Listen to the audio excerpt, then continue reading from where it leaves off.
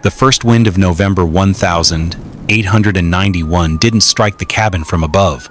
It came from beneath. Beside the stove, Old Boone lifted his head and released a low growl toward the north wall. A deep, instinctual sound, a warning of some unseen creature creeping into the house. Kellen Whitaker snapped awake. The prairie wind no longer just howled outside. Now it moved beneath the floorboards, a sharp, invisible current, thin and cold as a creek in January. He slipped from the bed, knelt, and pressed his bare palm against a seam in the floor. The wood felt as cold as metal. Near the stove, Caleb slept curled tight beneath his wool blankets. Beside him, Miriam's eyes remained shut, but one hand rested unconsciously across her swelling belly, shielding the unborn child even in her sleep. Kellen stood and looked out the window. In the pale moonlight, the unfinished ring of stone around the wooden walls stood like a bizarre, desolate structure out on the open prairie. It was only half completed. In that moment, he understood one thing with absolute clarity. If winter arrived before that stone wall was finished, the child in Miriam's belly might never live to see the spring. The race was no longer against the rock and mortar. It was the heavy toll exacted for a rushed mistake in the past. The Whitaker cabin had been built fast after the drought year. Too fast. The cottonwood logs had shrunk before the first real winter even ended. Wind found the gaps easily. Snow pushed beneath the walls in thin white lines that melted across the floorboards by day and froze hard again after dark. Last January, ice formed beside the bed itself. The stove burned nearly every hour of the night, yet the warmth vanished as quickly as it came, like water thrown onto dry stone. Then came the night the chimney failed.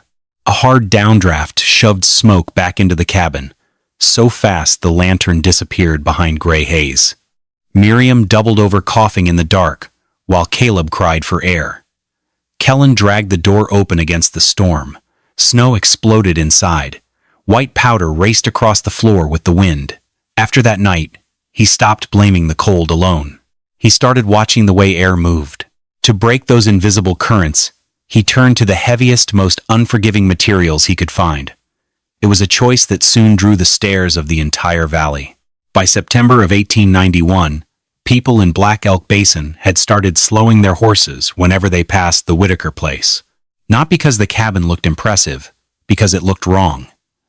Every few days, Kellen Whitaker appeared along the dry wash south of the basin, dragging another sled load of black basalt toward the ridge.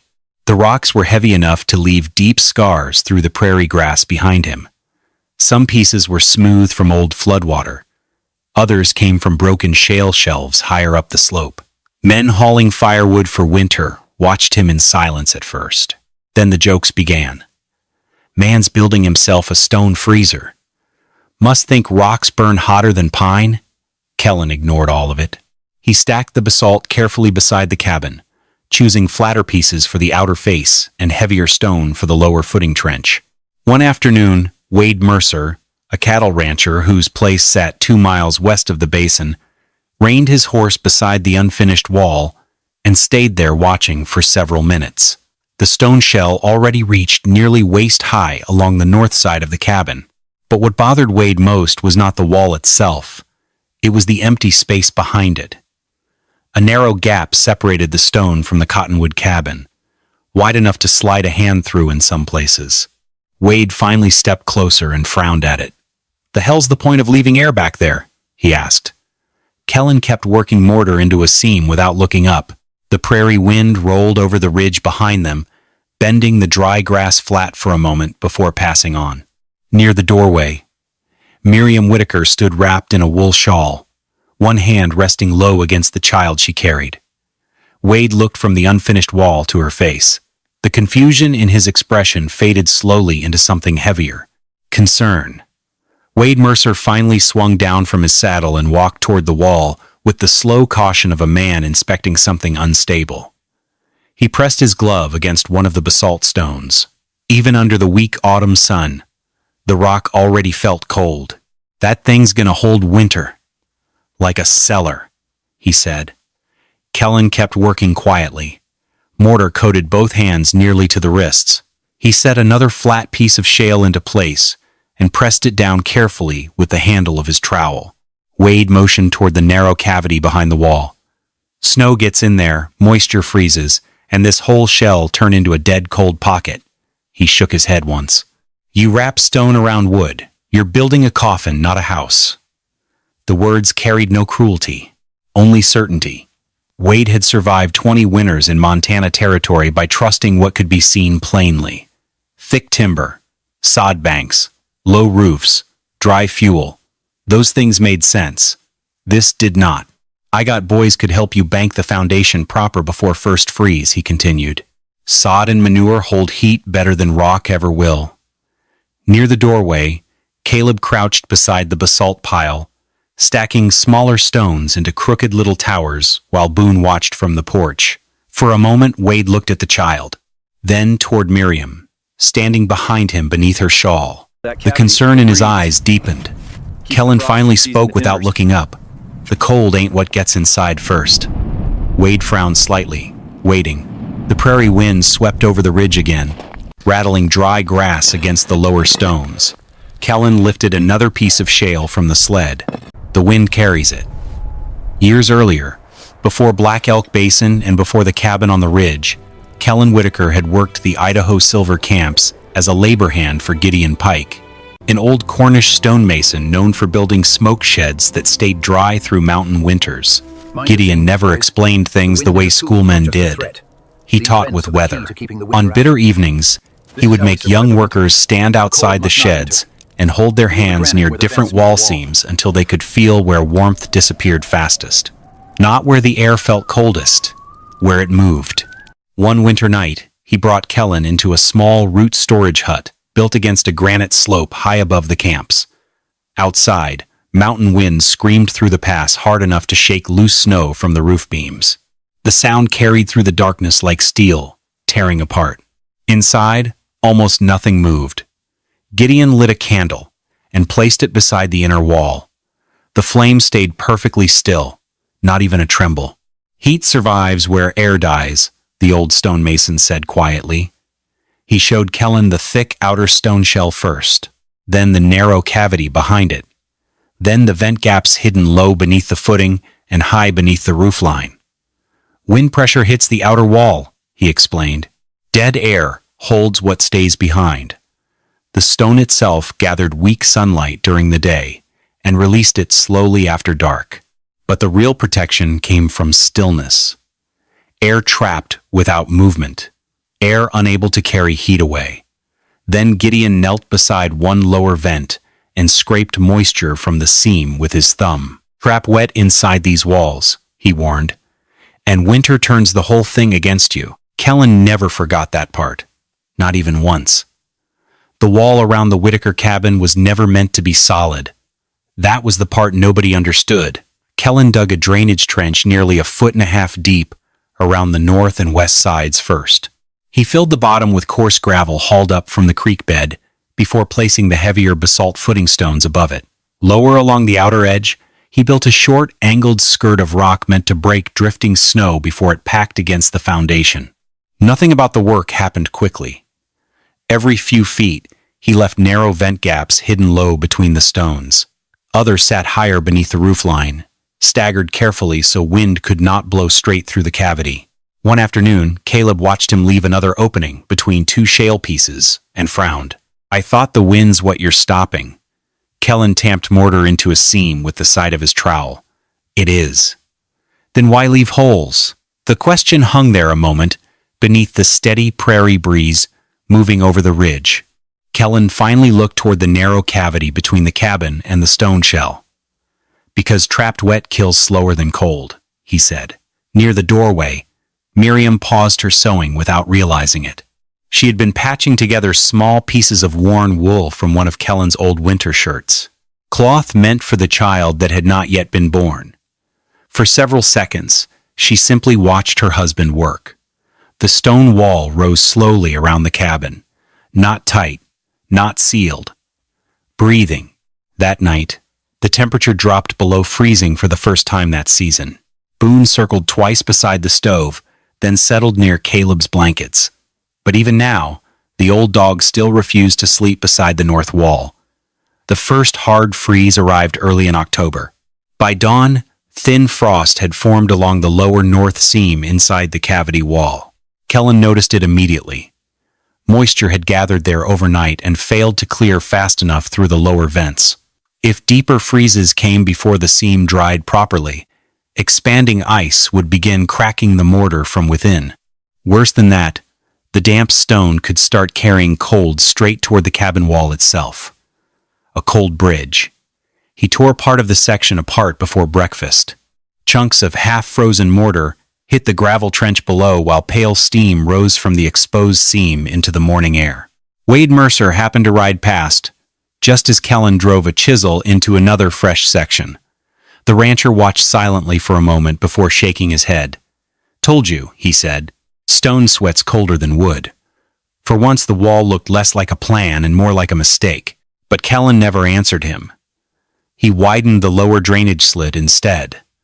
Then he mixed a heavier lime blend into the next batch of mortar and rebuilt the section from the footing upward. By afternoon, thin snow had begun settling lightly across the gravel trench. Kellen stood staring at the repaired seam for a long time without moving.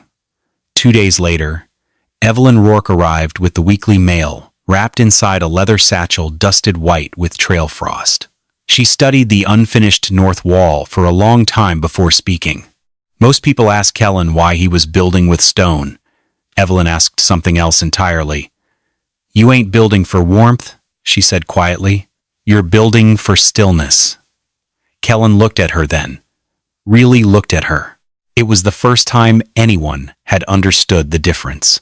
Near the west wall, Caleb coaxed Boone onto an old blanket beside the newly finished stone section. The old hound circled once, then lowered himself slowly onto the floorboards and stayed there.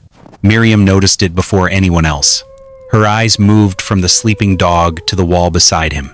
Then, without realizing it, her hands slipped away from her stomach for the first time in weeks. The first week of November arrived with a bitter wind that did not seem to care about the labor behind the cabin's walls. The stone shell was complete, not beautiful, not perfectly aligned. Some sections remained rough, jagged from Kellen's insistence on thickness over appearance. Every slab of basalt and shale had been placed with purpose, yet the structure looked more like a barricade than a home. The prairie itself shifted. Birds vanished from the ridge. The air thickened. Boone began pacing the cabin perimeter in cautious circles. Even the antelope lowered their heads as they slipped down into the distant ravine, sensing the coming storm. Kellen walked the perimeter, checking vent openings, the drainage trench, and the chimney draw. Each measurement and observation confirmed that the system was ready or as ready as it could be. Yet the silence carried weight. The world outside felt heavy, as if holding its breath.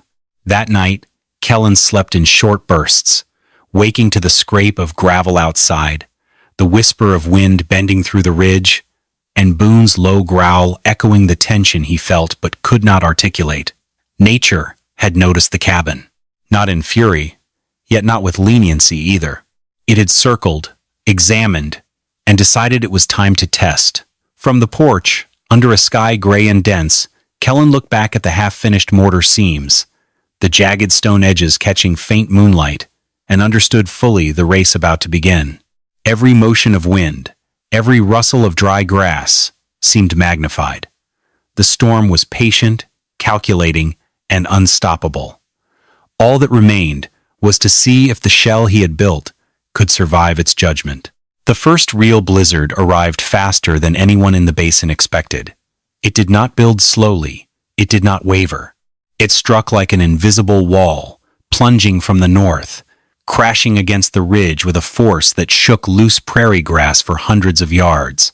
Kellen Whitaker moved quickly. He dragged water barrels into the cabin. He wrapped cloth around the doors. He covered the woodpile with heavy canvas. Every motion precise, every action calculated. Then the storm hit full. The first sound was not the wind. It was the rasp of countless snow grains scrabbling across the surface of the stone shell, like thousands of fingernails scraping the rock. Caleb jolted awake, his eyes wide. Boone sprang up beside the stove, growling toward the chimney as if warning Kellen about what was coming. Within a minute, a downdraft pushed the first plume of smoke back down the chimney. Not as strong as last winter, not enough to choke the cabin, but enough to confirm one thing to Kellen. Nature had found the first weakness to test. He glanced at the chimney. The lamp flame trembled faintly, but held steady. He glanced at the northern stone wall. Snow pressed against it like a living thing. Miriam drew Caleb close, wrapping him in her arms, her eyes flicking toward the doorway, then back at the fire. Kellen understood. This was only the beginning. The battle had started in earnest, and the cabin he had built would be judged in every inch of air, every seam of stone, every vent that carried warmth through the hollow cavity behind the walls.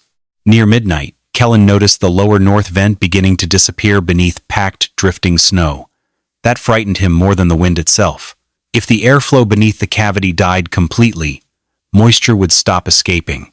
The lower seams would freeze solid, and once enough cold bridged through the damp stone, the entire wall system could begin pulling heat inward instead of holding it back. He grabbed his coat and the iron pry bar beside the door. The moment he stepped outside, the storm hit him sideways. Visibility vanished almost completely. White powder swarmed through the darkness hard enough to sting exposed skin like shattered glass. Boone howled once from inside the cabin, but refused to follow him into the blizzard. Kellen forced his way along the north wall, one hand at a time. Snow had already crusted over the lower vent opening. He dropped to one knee and drove the pry bar into the ice buildup.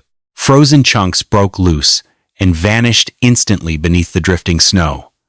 Another gust slammed into him so violently it threw his shoulder against the stone shell. And there in the middle of the whiteout, he realized something important. The cabin behind the wall was no longer shaking. The wind was striking stone now. Not wood, not seams, not floorboards. The shell was taking the full force of the storm. Kellen widened the lower vent nearly 2 inches more, then wedged an angled shale plate beside the opening to divert loose powder away from the airflow channel. By the time he fought his way back inside, his coat was white with ice. He said almost nothing. He only placed one hand against the north wall. Then he looked at the lamp beside the stove. The flame stood straighter than before. By the middle of the second night, Caleb woke for reasons he could not explain at first. He lay still beneath the blankets, listening to the storm. Then he realized what was missing.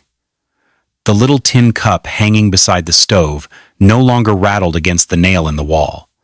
Last winter it had clicked and trembled through nearly every hard wind. The entire cabin used to shiver when the prairie storms struck the ridge. Floorboards vibrated. Wall seams hissed. Even the bed frame creaked softly during the worst gusts. Now the sound was gone. Boone slept stretched beside the west wall with his nose tucked beneath his tail. He no longer avoided the north side of the cabin. Near dawn, Miriam carefully pulled one wool blanket away from Caleb's legs. A small movement, almost unconscious, but she had never dared do that during the previous winter. Kellen checked the indoor woodpile shortly afterward and stood there quietly, counting what remained. They had burned far less fuel than he expected for a storm this violent. Still, he refused to trust the victory too soon. During another inspection outside the cavity, he found a thin crack beginning to form along one lower mortar seam near the drainage skirt. Freeze-thaw pressure. Small, manageable, but real. The storm had not stopped testing the wall. When Kellen returned inside, Boone barely lifted his head from sleep, and sometime before sunrise, Miriam drifted off in the rocking chair without one hand resting protectively across her stomach. The third day of the blizzard buried Black Elk Basin beneath a world of moving white. Outside the cabin, wind screamed across the ridge hard enough to send fresh drifts curling halfway up the lower stone vents.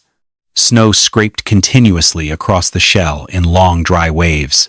Inside, the cabin felt strangely distant from the storm. Not silent, but separated from it. Caleb sat cross-legged near the stove, carving shapes into scraps of pine with a dull pocket knife, while Boone slept nearby, rising only now and then to shift closer toward the warmth. The oil lamp burned with a steady, narrow flame. No trembling, no sudden draft. Even their breathing looked different. The air inside no longer carried thick clouds of frost, with every word an exhale. Kellen sat near the table repairing a cracked harness strap beneath the lamp glow. Across from him, Miriam worked quietly with a needle and thread, cutting pieces from one of Kellen's worn winter coats to sew a small shirt for the baby. Neither of them spoke much. There was no dramatic moment when the cabin suddenly became warm. That was not what changed. The difference was simpler than that. The heat stayed where it was made. The stove no longer fought the entire prairie by itself. The walls were no longer bleeding warmth into the wind. The cabin had finally stopped surrendering every ounce of heat the moment it was born. Kellen looked up once from the harness leather and watched Miriam sewing beside the steady lamp while the blizzard roared beyond the stone shell. And for the first time since building the cabin on the ridge, he understood something deeply enough to feel it. The house was protecting them now, not merely holding them inside it. On the fourth morning, the storm stopped so suddenly the silence felt unnatural. Kellen had to drive his shoulder against the door before it finally broke through the drift packed outside. Snow stood nearly chest high along the north side of the cabin. Black Elk Basin had vanished beneath white. No tracks. No wind movement. Only frozen stillness stretching across the ridge. Kellen walked slowly around the stone shell, inspecting the damage. The outer wall was brutally cold. Frost filled the mortar seams in pale white veins. Snow had packed hard against the north face until the drifts looked almost fused to the basalt itself. He pressed one bare hand against the stone. Pain shot through his fingers immediately. Then he stepped into the narrow inspection gap between the shell and the cabin wall. The difference was unmistakable. The wood felt cool, but not frozen. Not like the old winters, when cold seemed to push directly through the walls and settle inside the bones of the cabin itself. Near the south skirt, he pried open the rain barrel lid. Thick ice covered the surface, yet the water beneath still moved dark and heavy below it. Boone followed him quietly into the cavity and lowered himself onto the ground between the two walls, the very place drafts used to scream through the hardest.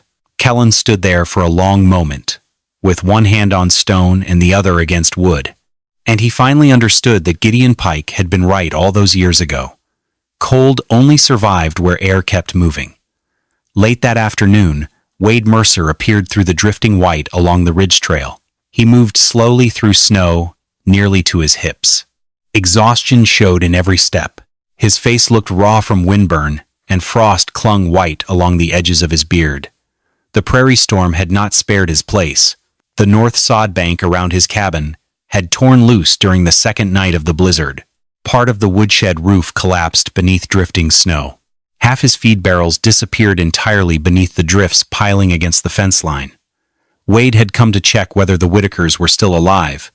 Kellen opened the door without surprise. The rancher stepped inside and stopped immediately. Not because the cabin felt hot, because it did not feel under attack. No drafts hissed through the seams. No smoke hung trapped beneath the roof beams. No trembling traveled through the floorboards beneath his boots. Caleb sat near the stove eating elk stew quietly, while Boone slept stretched along the north wall. Wade noticed the dog first, then the lamp flame, perfectly steady. Slowly, he crossed the room and placed one gloved hand against the west wall. Silence settled heavily inside the cabin. Outside, the prairie still groaned beneath shifting drifts and frozen wind. Inside, the air barely moved at all. And standing there with his hand against the wall, Wade Mercer felt the first hard crack spread through everything he had trusted for 20 winters. Kellen handed Wade a steaming bowl of elk stew and returned quietly to the stove. No smile. No pride. No, I told you so. Wade sat at the table eating slowly, but his eyes kept drifting around the cabin as though he expected to uncover some hidden trick buried inside the walls. Finally, he looked toward the stove. "It ain't warmer in here than mine," he admitted. Kellen nodded once. "It don't lose itself." The words settled into the room beside the sound of the fire. Wade sat there another long moment, staring toward the north wall, where Boone still slept without concern beneath the steady lamp glow. Then he spoke again, softer this time. "The air ain't moving." Nobody answered immediately. Not Kellen, not Miriam, because all of them understood that he had finally reached the center of it. That was the whole secret. Not bigger fires, not thicker blankets, not more wood, still air. Near the stove, Caleb slowly drifted asleep, with the empty stew bowl resting in his lap. Miriam looked toward the north wall, the same wall that had once frozen white during the previous winter, and quietly turned her face away before anyone noticed the tears gathering in her eyes. Spring returned slowly to Black Elk Basin. Snow retreated from the ridge in uneven scars across the prairie, exposing dead grass, broken fence posts, and the dark gravel lines around the Whitaker cabin. Water dripped steadily from the stone shell during the afternoons, then froze hard again each night beneath the lingering mountain cold. By then, people no longer laughed when they rode past the ridge. They looked, and they remembered the blizzard. Wade Mercer came back first, not to argue, not to warn Kellen that stone held cold. This time he arrived carrying a small weather-stained notebook tucked beneath one arm. The rancher spent nearly an hour circling the cabin, while Kellen worked near the south drainage trench, repairing winter cracks in the mortar seams. Finally, Wade stopped beside the north wall and opened the notebook. "How wide's the cavity?" Kellen answered without looking up. "Near 8 inches on the north side. Narrower east." Wade scribbled quickly. "What angle you cut the drainage?" "Enough for spring melt to keep moving." "And the vent spacing?" Kellen set down the trowel at last. Then he picked up a stick and drew airflow lines through the wet dirt beside the trench. "Curving paths, drift directions, pressure points where the prairie winds struck hardest during winter storms." Wade studied the sketch carefully. Neither man spoke much after that. They did not need to. Word spread slowly through the basin over the following months. Not that Kellen Whitaker had built the warmest cabin in Montana Territory. Nobody claimed that. Men who visited the ridge still found the rooms modest, the stove ordinary, the heat restrained and practical, but they all repeated the same thing afterward. The cabin had stayed still during the blizzard. That was the detail people remembered. Not roaring fires, not miracle warmth, stillness. By the next winter, a few ranchers began experimenting with smaller versions of the idea. Some built low stone skirts along their north foundations to break drifting snow before it packed against the walls. Others added crude double wall sections facing the prevailing wind. A few copied the drainage trenches after noticing how much spring moisture gathered beneath older cabins. Nobody duplicated the Whitaker shell exactly. Most men lacked the time. Others lacked the patience. A few simply lacked the stone. But the principle traveled anyway. Breathing gaps, dead air, dry walls. Kellen never turned the cabin into a lesson hall. He explained things only when asked directly, usually with a stick drawing lines through dirt or snow while the wind moved across the ridge around him. Years passed. The basalt shell weathered beneath prairie winters. Gray lichen spread slowly across the lower stones. Some mortar seams crumbled and had to be repaired more than once.